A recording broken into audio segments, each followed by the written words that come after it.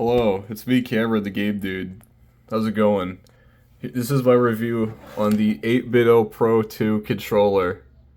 Uh, Thought about recording footage, but I didn't care, and nothing's running right now. And I mean, showing footage of like playing a game or something isn't gonna make a difference. But so the controller itself. First of all, this is like 30 bucks, 40 bucks. I got the wired version because I hate having to deal with dongles and stuff. I already have to deal with that enough. But so essentially it's like the controller itself, pretty cheap, and I thought that seemed kind of suspicious at the start, but most like modern controllers have like HD rumble and like gyros and motion controls and flashy lights and like haptic feedback, like triggers or something that break the second you use them. So like half off for kind of like a cheaper controller that just doesn't have any of those features, but is more consistent, didn't seem that unreasonable for me. This works for my PC, and this also works for the Switch. I'm not going to use it for the Switch though, because I have a Switch, with broken Joy-Cons. So that kind of takes care of itself. But so as you can see clearly, it looks like a SNES controller. I like that a lot. The design is like really cool. I got the gray controller because it's what they had in stock, and I didn't really care about the color that much. But I do like the design. And while I was using it, I was finding myself every now and then just kind of like gripping it like it was an old SNES controller without even like using the lower hand grips, just because I thought it was funny. And even then it was still surprisingly comfortable. The controller itself feels really nice. Like, it's lightweight.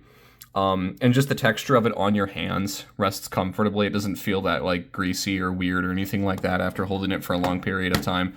And that's cool.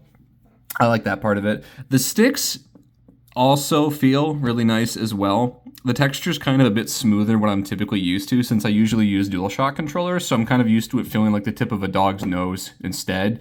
But this is like a lot smoother and whatnot.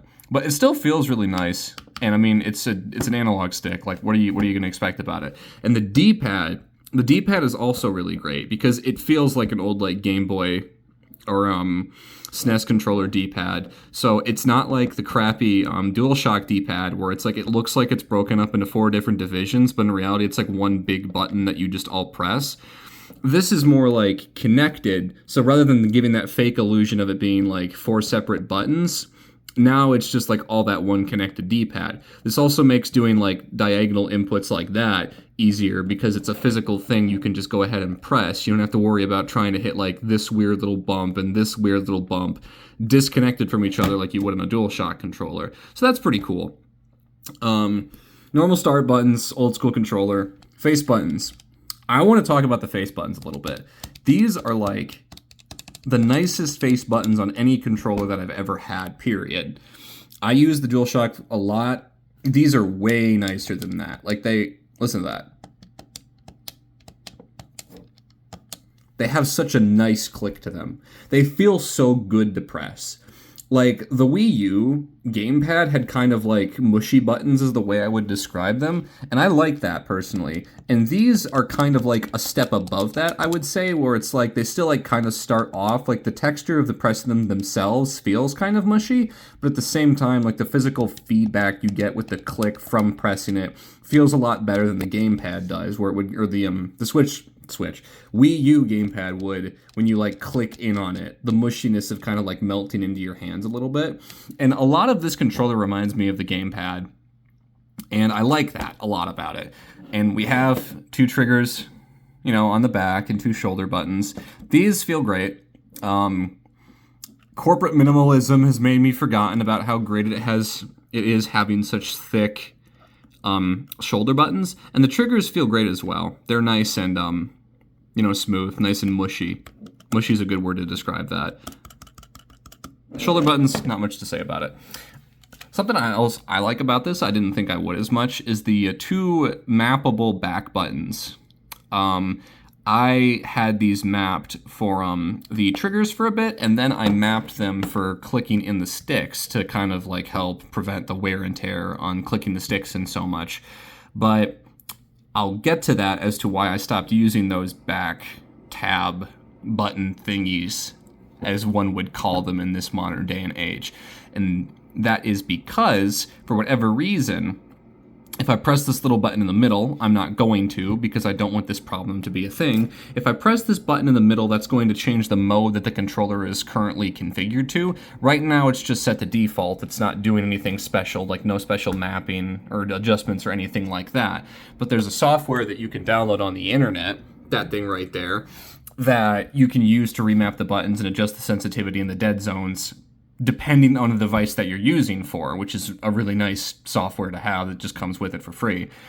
But the problem I ran into is that while I was using the mapped changed buttons mode, and that like the mode itself was physically changed by this button with the lights flashing up, my controller would randomly have dead inputs where I'd be playing an action game or something, I'd be in the middle of doing a combo or dodging something, and the controller would just stop all input.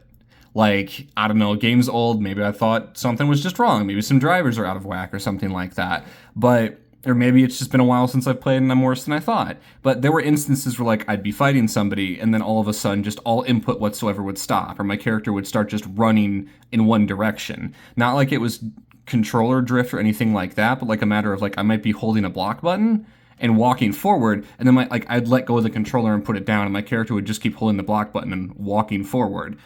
That seemed like it stopped being a problem when I was in the default settings mode. So I don't know what would be causing that. I haven't heard anything else online about anyone else having those types of problems.